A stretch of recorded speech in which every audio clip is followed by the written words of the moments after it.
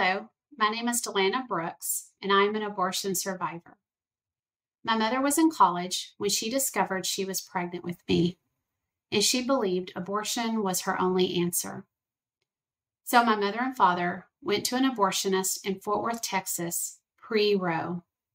She had the abortion, but the abortionist failed at taking my life that day. I had scars on my body, but as a child, I did not know where these scars came from. I always had questions, but I never had the answers. 8 weeks after I was born, I was placed in a closed adoption with a loving family, only 30 miles from where my biological mother lived. I met my biological parents when I was in my early 20s, and my mother eventually shared with me about the abortion. She also shared that she believed the scars I have on my chest and legs were from the abortion. I wish people knew that survivors of abortion exist. I wish they knew the outcome of abortion is not always death. It is often a live birth. Babies survive abortion. I survived abortion. Tens of thousands survived pre-Roe, and they are surviving post-Roe as well. I lived, even though several set out that day to end my life. I am now an executive director of a pregnancy help center in Fort Worth, Texas, the very city in which I survived. I am now able to speak truth about the horrific act of abortion and use my voice. I am grateful for my life. The voice that was not meant to speak is now speaking. And I will use my voice to speak the truth about abortion. I am hopeful truth will prevail, and our culture will see abortion for what it really is, the death of a child. I am hopeful laws will continue to be passed to protect the most vulnerable among us, and our culture will recognize preborn children as having value, worth, dignity, and the right to live. Hi, my name is Mikhaila, and I'm an abortion survivor. I was born in the Midwest at an abortion clinic on a migrant farm. It was believed that I was at the end of my second trimester, early third trimester, when the vacuum aspiration that was meant to take my life failed. I don't have a day of birth because of this. There were no records kept when I was moved from hospital to save my life. I don't know who brought me to that hospital, but I thank God for them every day. I was also abandoned with my 2-year-old brother and placed for foster care. We were adopted after the age of 6 years old. We were in roughly 36 homes by then. I know that social media says that we are a choice, unworthy, clump of cells, but that's not true. We were chosen. We were created in God's most perfect image. And if you're out there today, no matter who you are, thinking that you're anything less than that, I'm here to tell you that you're not. You are worthy, and you are loved. I think that our generation is ending the trend. Abortion and being pro-choice, I think, was something that meant to be cool back in the day. People kind of hopping on the bandwagon and not really thinking about the consequences of what it truly meant. What it truly means is my life. I'm here. I'm a human being. I have a family. I live in Ohio. I have 2 children. My life was just as important during that botched abortion as it is today. Nothing's changed. The only thing that's different about me is I'm more educated. I'm a little bit taller. And I have children. Those same children that were in my tiny little womb when I was a baby. I think it's time to end the trend. Make pro-life what's valuable and cool. There are other abortion survivors out there. There are other people out there that have survived many, many different things. And again, I want you to know you are loved and you are worthy. Thank you. My name is Amy Miles, and I live in Oregon. I was born in an abortion clinic in a college town. My medical records state a young woman came in for a therapeutic abortion and a viable infant was born. I was anywhere from 27 to 30 weeks gestation.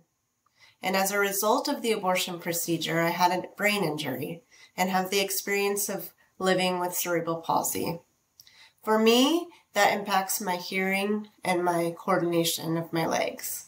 But I can tell you that being an abortion survivor has an impact on me each and every day. I was in the NICU for about a month after I was born, and that's where my parents met me for the first time. A couple who desperately wanted to have a child of their own, but couldn't.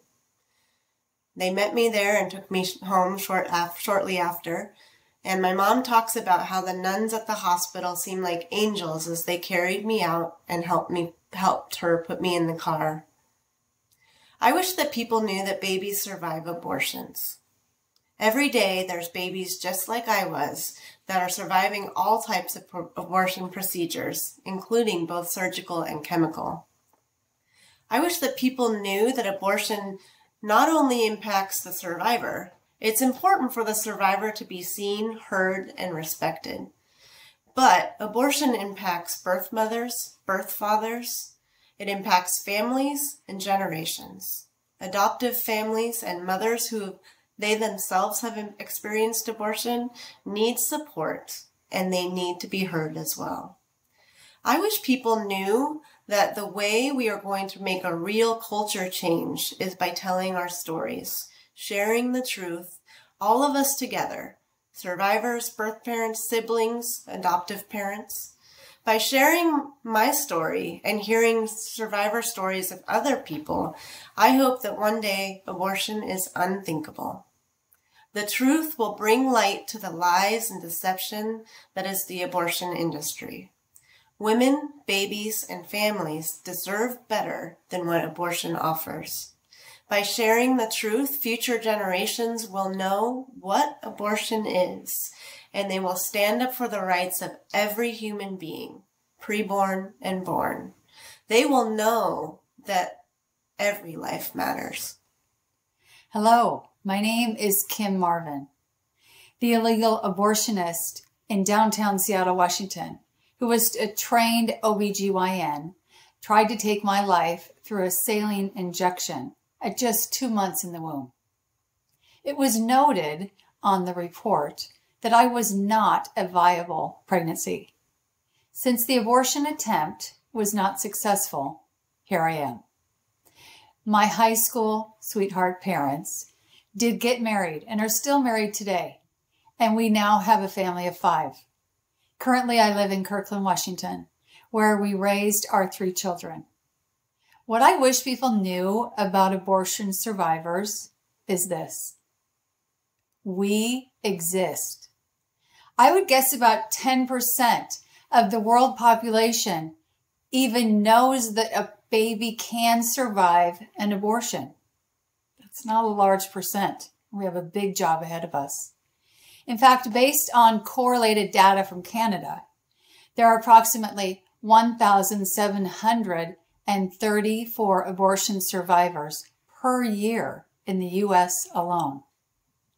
It is not easy being a survivor. Our culture doesn't know we exist, and once confronted with an existence, most would like us to just disappear. The truth is, we have been invisible longer than we have been visible. Most of us thought we were the only survivor here on this planet. Thankfully, Melissa started Abortion Survivor Network in 2019, which has been vital for our existence. She created a place that survivors all over the world can go through the healing curriculum, find friendly support, feel accepted and loved, find professional speakers training, and have a community that makes it easier to be a survivor in our current culture. Thank you.